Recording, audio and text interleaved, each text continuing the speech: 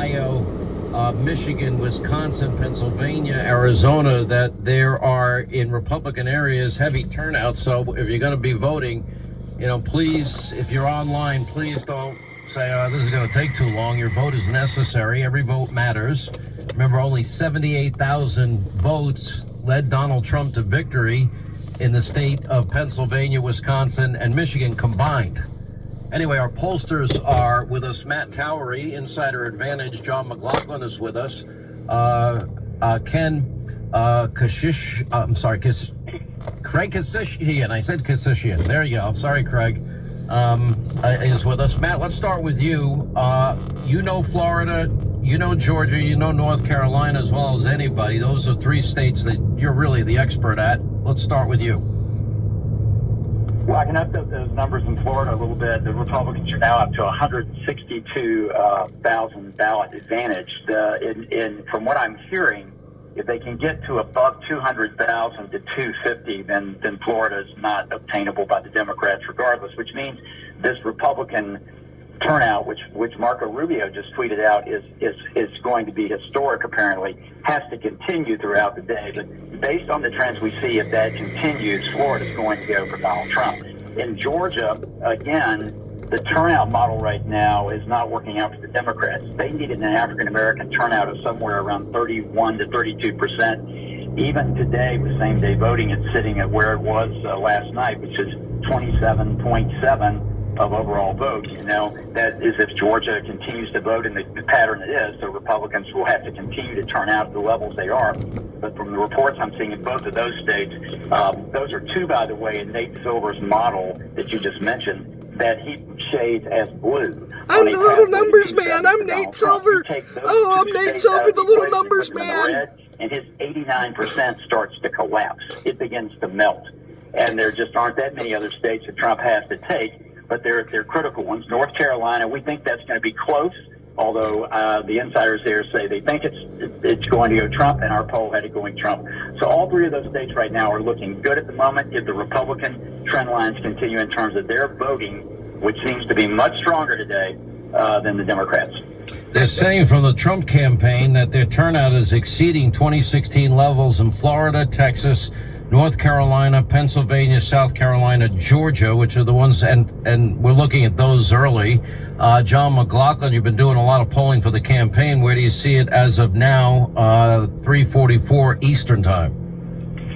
This is like deja vu all over again. 4 years ago, we said we had to drive the vote on Election Day on your program, and we did, because we couldn't take any vote for granted. And the president won, thank God, by 78,000 votes out of 139 million cast. Now it's going to break that record. And when you think it's 7 o'clock, most of Florida is closing. So we're running by them right now in the number of vote totals, but we still need more. Georgia, the same thing. They close at 7 o'clock. Our voters are getting out there. We're doing very well in the rural areas, the whole county that they're coming out. But we have to drive out some more. And 8 o'clock, the panhandle in Florida closes. And that's where Republicans and President Trump won 2-1 last time. And that's what's making the Democrats very nervous. But you also get at 8 o'clock, you get Michigan closing, the eastern part of that state. The 8 o'clock polls close. And Pennsylvania, where they had a silver alert today, in Delaware on I-95. Joe Biden got out of the basement. He drove up I-95 to look at the empty polling places in the Democrat areas in Pennsylvania. But in Pennsylvania, the Republicans are coming out in the small towns and the rural areas. And we got to get enough in there because they've got a lot of mail-in ballots that they're closing. So our troops still have to come out and vote. They still have to get out and vote for President Trump today. And if they do, we will win. But we still have time where they got to go out and vote.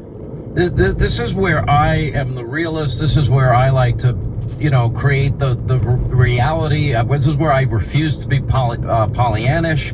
This is where I refuse to get into the prediction model business, because the reality is that if everybody does their part, then absolutely Donald Trump will get reelected.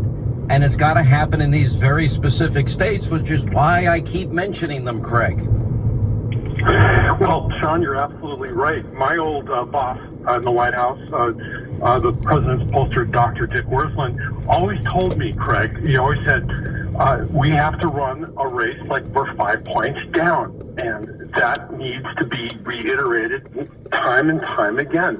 With all that said, I have to also, I have to mention with clarity that the Trump rally numbers are astounding. And since I worked in the Reagan White House along with a few other folks you know well, we never saw crowds like this, spontaneously raised within 24 hours.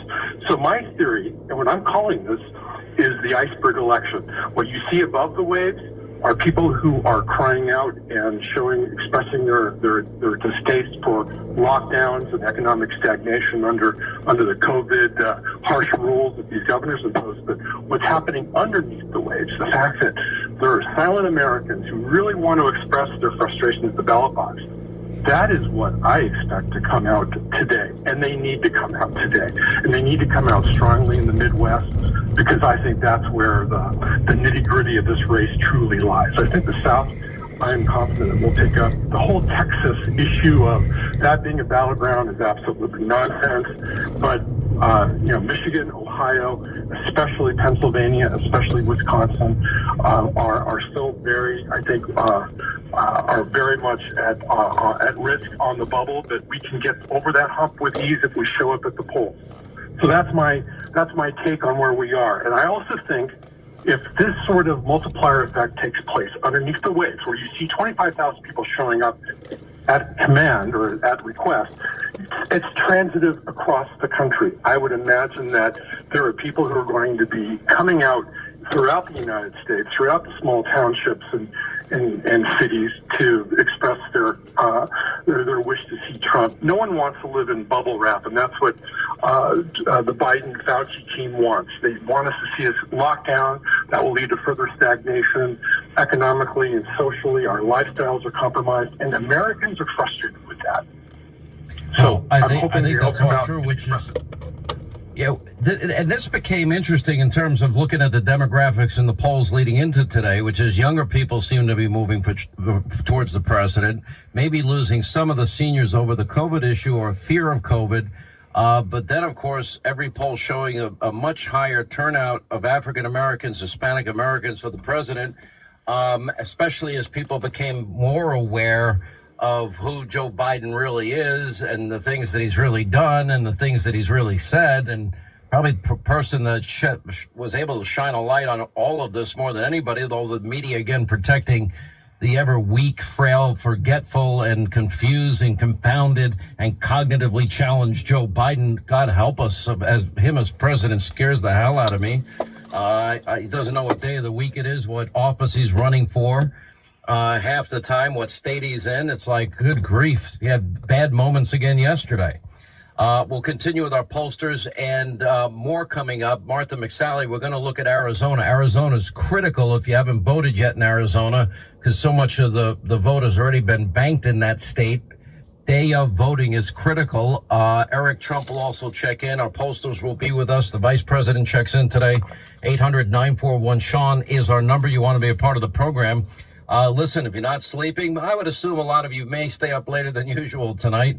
But when your MyPillow products arrive, you'll be sleeping better than ever, because it has transformed my life, and I get to fall asleep faster and stay asleep longer. And you, bam! We got some news coming in on Florida and Arizona. It's what I tweeted out earlier.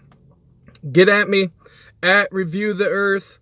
That's it. Just at Review the Earth on Twitter. At Review the Earth on Instagram. You can find me on Facebook if you look up Review the Earth. I have a page. I haven't really done much there, but you can look me up. If you hit me up on DM and you're real interested and you're friendly to the cause, then I'll friend you on Facebook if you want. I'm on there. I've been tearing it up on Facebook.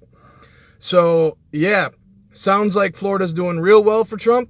Sounds like Arizona's doing real well for Trump. Hopefully that continues. Obviously early in the process, but we are getting there. So with that, I'm going to sign off. I'm going to get back at you in a few minutes. All right.